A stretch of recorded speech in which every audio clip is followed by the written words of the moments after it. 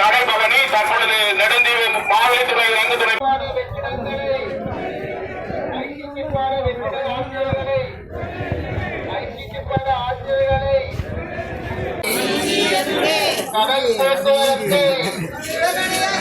கடல் போக்குவரத்தை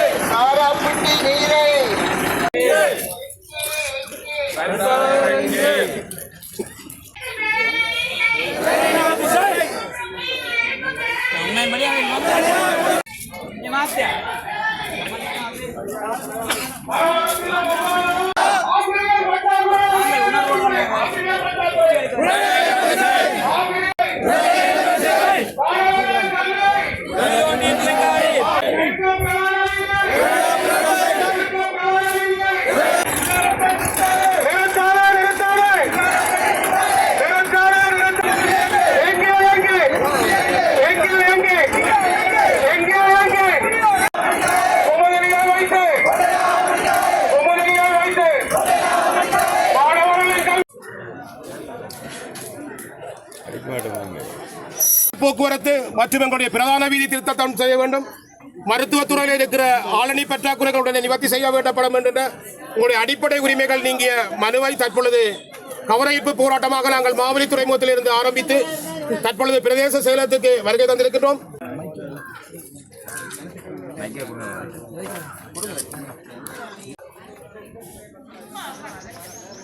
ஏற்பட்ட குறைபாடுகள் அல்ல, இவை நீண்ட காலமாக இருக்கிறது. அதனுடைய காரணம் எங்களுடைய நெடுந்தீவினுடைய கடல் கடந்த ஒரு தீவாக நெடுந்தீவு இருக்கிறதால இந்த குறைபாடுகள் கடந்த காலங்களிலே இருந்தது. முக்கியமாக இந்த கடல் போக்குவரத்து, பாடசாலை, வைத்தியசாலைகளில் இருக்கிற ஆளணி பற்றாக்குறை இவையெல்லாம் நீண்ட காலமாக இருக்கிறது. கடைசியாக இருக்கிற டிஎஸ் டிவிஷனில் பின்தங்கிய டிஎஸ் டிவிஷனாக யாழ் மாவட்டத்தில் நெடுந்தீவு அடையாளம் காணப்பட்டிருக்கின்றது. ஆகவே இதுக்கு பிரதானமான காரணம் எங்களுடைய இந்த கடல் போக்குவரத்தால் தான் இந்த பிரதேசத்துக்கு செய்ய வேண்டிய ஒரு பணியாற்ற வேண்டிய தேவைப்பாடு இருக்கிறதால ஆசிரியர்கள் சரி, வைத்தியர்கள் சரி, இனிய உத்தியோகத்தர்கள் பின்னடிக்கின்ற ஒரு நிலப்பாடு காணப்படுகின்றது.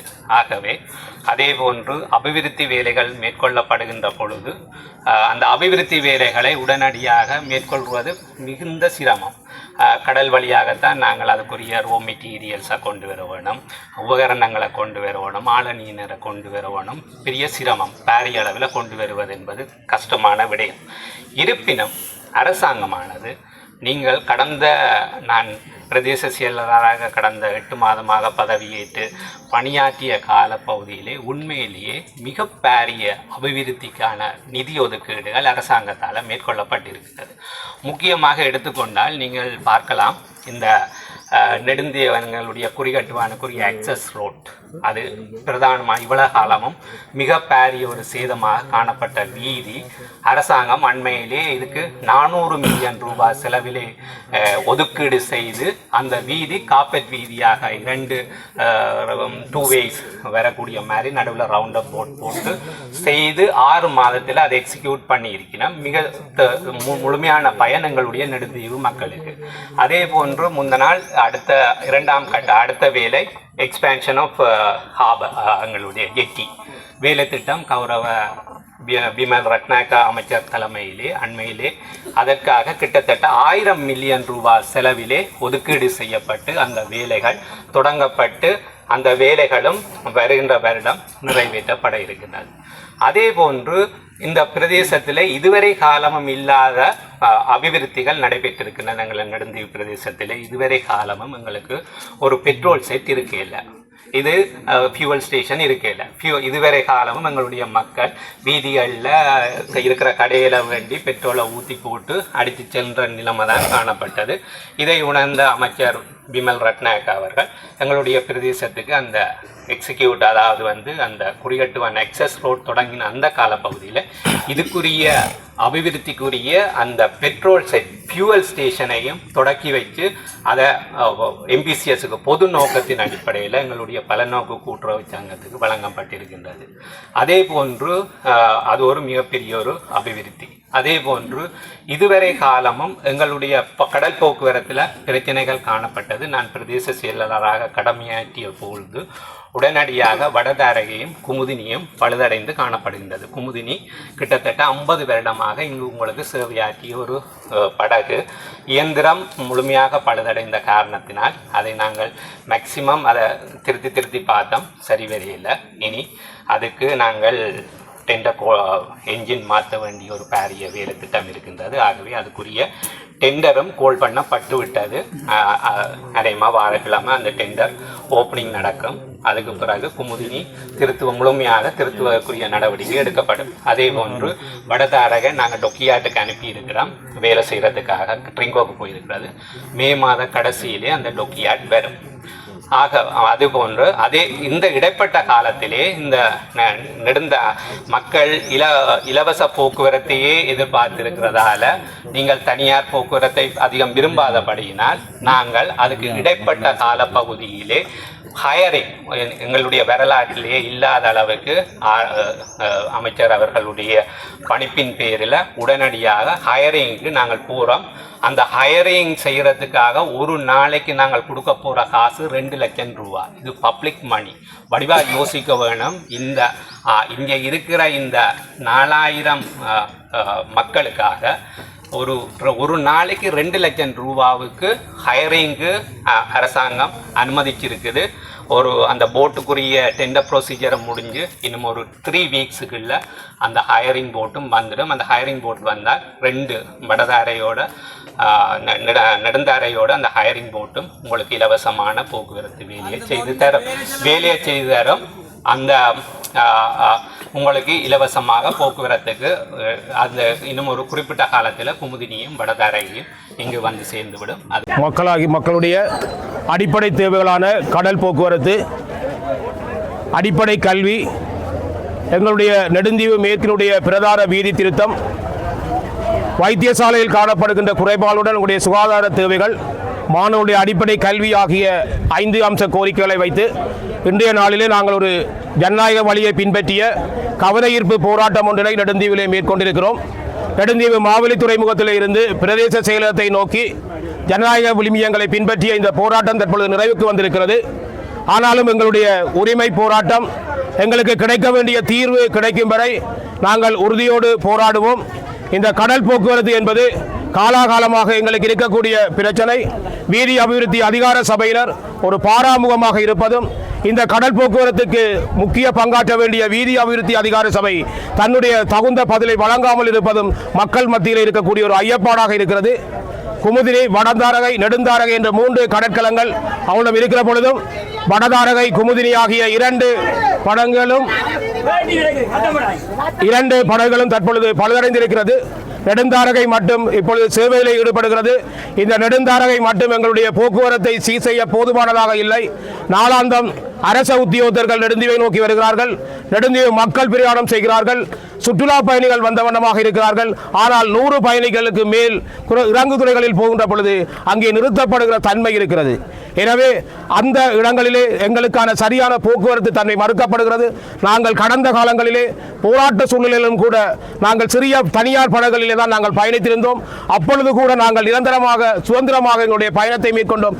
ஆனால் இப்பொழுது பயணங்களிலே அருவருக்கிற தன்மையும் பயணிகளை இன்சைப்படுத்துகின்ற செயற்பாடுகள் பல நிறைவேறுகிறதும் எங்களுக்கு உண்மையிலே ஒரு அச்சத்தை ஏற்படுத்துகிறது. அதே போல இந்த குமுதினி படகு 2009ஆம் ஆண்டுக்கு பின்னர் 4 முறைகள் திருத்தப்பட்டிருக்கிறது. பல லட்சம் ரூபாய் செலவுகள் செய்யப்பட்டிருக்கிறது. ஆனால் இன்ஜின் மாற்றம் செய்ய வேண்டிய எந்த செலவுகளும் செய்யப்படவில்லை. எனவே இந்த குமுதினி படகு திருத்தம் செய்வதிலே எங்களுக்கு ஐயப்பாடு இருக்கிறது. ஏற்கனவே கடந்த காலங்களில் திருத்தப்பட்டவற்றிலே எங்களுக்கு சந்தேகம் இருக்கிறது என்பதை கடந்த வருடம் 5ஆம் மாதம் நடைபெற்ற ஒருங்கிணைப்பு குழு கூட்டத்திலே குமுதினி படகுக்காக திருத்தம் செய்யப்பட்ட நிதி மீளாவி செய்யப்பட வேண்டும் என்கின்ற ஒரு கோரிக்கை ஏகமனதாக அந்த ஒருங்கிணைப்பு கூட்டத்திலே தீர்மானமாக நிறைவேற்றப்பட்டது. ஆனாலும் கூட அது குறித்து மீளாய்வுகள் செய்யப்படவில்லை. கடந்த காலங்களோடு ஒப்பிடுகிற பொழுது 30 வருட காலத்திலும் எங்களுடைய இந்த ஆட்சியிலும் எங்களுக்கான நிரந்தரமான எந்த தீர்வுகளும் வழங்கப்படவில்லை. ஆனால் இப்பொழுது இருக்கிற அரசாங்கம் குருகட்டுவார் இறங்கு துறைமுகத்தை புனரமைப்பு செய்கின்ற அந்த நிகழ்வை நாங்கள் உண்மையிலே வரவேற்கிறோம். அதே போல நெடுந்தீவிலே எரிபொருள் நிரப்பு நிலையத்தை அமைப்பதற்கான ஆரம்ப கட்டங்கள் வேலைகள் செய்யப்பட்டு நகர அபிவிருத்தி அதிகார சபையினுடைய அனுமதிகள் கிடைக்கப்பட்டிருக்கின்றன. மிக விரைவாக அதனை ஆரம்பிப்பதாக சொல்லி இருக்கக்கூடிய இந்த விடயங்களை நாங்கள் உண்மையிலே வரவேற்கிறோம். அது குறித்து நாங்கள் ஏற்கனவே நடந்த ஒருங்கிணைப்பு கூட்டத்திலேயும் ஒருங்கிணைப்பு குழு தலைவர்களுக்கு நன்றி கூறியிருக்கிறோம்.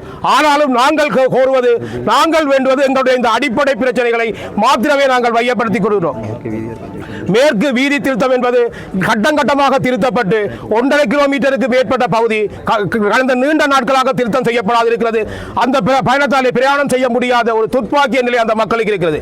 மேற்கு பிரதேசத்திலே வாழுகின்ற அனைத்து மக்களும் பிரதேச செயலகம், வைத்தியசாலை, தங்களுடைய நாளாந்த போக்குவரத்துக்கு மாவலி துறைமுகம் போன்ற அனைத்து தேவைகளுக்கும் அந்த மேற்கு பிரதான வீதியை பயன்படுத்த வேண்டிய உண்மையான தேவை இருக்கிறது. ஆனால் அந்த மக்களுடைய அந்த வீதி திருத்தத்தை அரசு வீதி அபிவிருத்தி அதிகார சபை பாராமுகமாக இருப்பது எங்களுக்கு மிகுந்த வேதனையை உண்டு பண்ணுகிறது. எனவே அந்த வீதி திருத்தத்தை நாங்கள் உடனடியாக வீதி அபிவிருத்தி அதிகார சபை ஆரம்பிக்க வேண்டும் என்று கூறுகிறோம். அதே போல கல்வி என்று எடுக்கின்ற பொழுது யாழ்ப்பாணத்தை போன்று அல்ல, நெடுந்தீவிலே பாடசாலை கல்வி மாத்திரமே இருக்கிறது. யாழ்ப்பாணத்திலே கல்வி கற்க முடியாவிட்டால் அவர் தனியார் வகுப்பறைகளை நாடி செல்வார்கள், அல்லாவிட்டால் ஒரு பர்சனல் கிளாஸுக்கு போவார். ஆனால் எங்களிடம் இருக்கிறது. ஆனால் அதே போல இங்கே உயர்தரத்திலே கலைப்பிரிவு மாத்திரமே காணப்படுகிறது. 2003ஆம் ஆண்டுக்கு பின்பு இங்கு வர்த்தக பிரிவு கூட இல்லை. ஆனால் இந்த கலைப்பிரிவுக்கு கூட ஆசிரியர்களை போடாதிருப்பது எங்களுடைய மாணவருடைய எதிர்கால கல்வி சீரமைக்கப்படவில்லை என்பது எங்களுடைய கேள்விக்குறியாக இருக்கிறது. உதாரணமாக முக்கியமான பாடங்களான புவியியல், வரலாறு, தமிழ் போன்ற பாடங்களுக்கான ஆசிரியர்கள் இல்லை. தமிழ் பாடத்துக்கான ஆசிரியர்கள் 3 நாட்களுக்கு மகாவித்தியாலயத்திலும் 2 நாட்கள் ரோகா மகளிர் கல்லூரியிலும் கற்பிக்கிறார். எனவே ஒரு தமிழ் பாடத்துக்கு கூட 5 நாட்களுக்கு ஒரு ஆசிரியரை போட முடியாத நிலைமை காணப்படுகிறது. அதே போல மஹிந்தோதயா திட்டத்திலே கட்டுப்பட்ட மஹிந்தோதயா கணனி கூடம் 65 கம்ப்யூட்டருக்கு மேல் காணப்படுகிறது. ஆனால் அவற்றை பயன்படுத்துவதற்கோ அவற்றை கற்பிப்பதற்கோ ஒரு ஐசிடி ஆசிரியர் இல்லை. அதனால் அவை அனைத்தும் அங்கே பழுதடைகின்ற சந்தர்ப்பங்கள் காணப்படுகிறது. இது குறித்து நாங்கள் பல தடவைகள் ஒருங்கிணைப்பு குழு கூட்டத்திலேயும் பாடசாலையுடைய அபிவிருத்தி கூட்டங்களிலேயும் பல்வேறு அபிவிருத்தி கூட்டங்களில் நாங்கள் கூறிய பொழுதும் எந்த விதத்திலும் அதற்கான நடவடிக்கைகள் மேற்கொள்ளப்படுவதில்லை. அதே போலதான் வைத்தியசாலையிலே மருந்து கலவையாளர் என்பது இல்லை. அவர் ஒவ்வொரு நாளும் காலையிலே வந்து 3 மணி வள்ளத்திலே திரும்ப அவை 2 மணிக்கு பிற்பாடு மருந்தெடுக்க போகின்றவர்கள் மருந்தாளர் இல்லாததால் சிறிய வருத்தத்துக்கு போனாலும் அவர்கள் வைத்தியசாலையிலே தங்கி நின்றுதான் சிகிச்சை பெற வேண்டிய துர்ப்பாக்கிய நிலை இருக்கிறது. அதே போல விடுமுறை நாட்கள் ஞாயிற்றுக்கிழமைகளில் முன்பு 10 மணி வரை வைத்தியசாலை இயங்கியது. ஆனால் இந்த நாட்களில் இப்போ மருந்தாளர் இல்லாததனால் இந்த வைத்தியசாலைகள் இயங்குது. எனவே இது கடல் கடந்து மிக தொலைவிலே இருக்கக்கூடிய அனைத்து விதத்திலுமே பாதிக்கப்பட்டிருக்கக்கூடிய இந்த தீவகத்திலே நாங்கள் அடிப்படை இந்த 4-5 கோரிக்கைகளை முன்வைத்த இந்த 4 அடிப்படை உரிமைகளுக்காகவே போராடுகின்றோம். இந்த போராட்டத்துக்கான தீர்வு கிடைக்க வேண்டும். இந்த போராட்டத்தினுடைய தீர்வு நாங்கள் ஒரு மாத கால அவகாசம் விடுகிறோம். அந்த அவகாசத்துக்குள்ளே இதற்கான தீர்வு கிடைக்காவிட்டால் எங்களுடைய போராட்ட வடிவங்களை மாற்றி இந்த 4 கோரிக்கைக்கான 5 அம்சங்களும் தீர்வு கிடைக்கும் வரை உறுதியோடு இறுதி வரை போராடுவோம் என்பதையும் உங்கள் அனைவருக்கும் தெரிவித்துக் கொள்கின்றேன். நன்றி.